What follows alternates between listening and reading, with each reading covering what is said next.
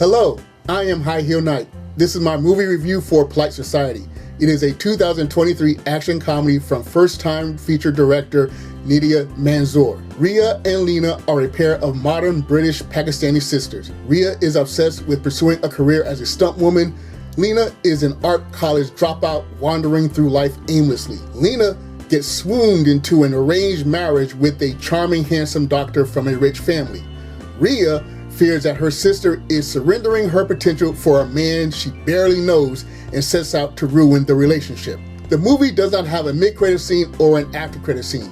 When the trailers start rolling, feel free to leave if you want to. Before I discuss the movie itself, I must talk about its trailers. Although the trailers don't spoil the story, most of the best moments from the movie are in the trailer. Think of the trailer for the first Mission Impossible movie, which showed Ethan Hunt almost getting impaled. That turned out to be the climax of the film. As exciting as the action sequence that took place beforehand, the thrill of the climax is reduced because you've already seen its finish. The trailers for Polite Society are full of those thrill-reducing moments.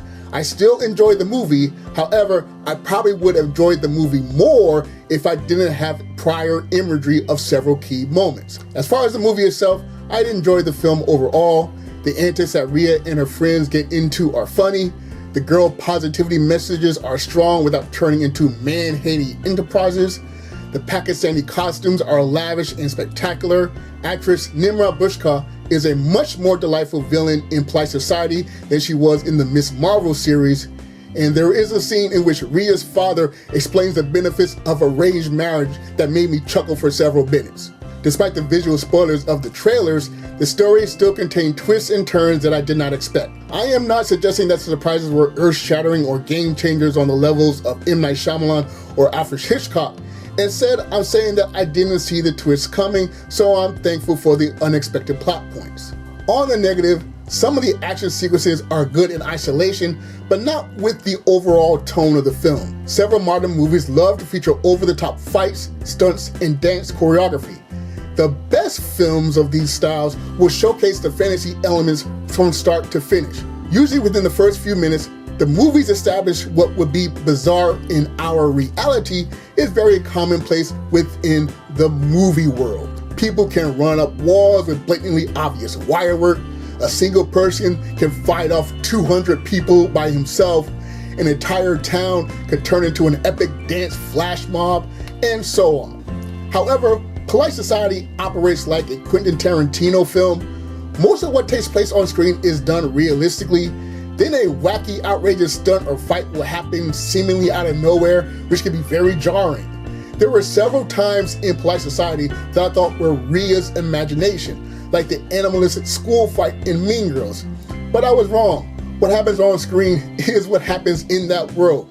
Yes, someone got slammed through a display case. Yes, someone ran straight up the wall like Trinity in The Matrix. Yes, bikini wax was used as a torture device. I like Quentin Tarantino's movies, including their bonkers moments.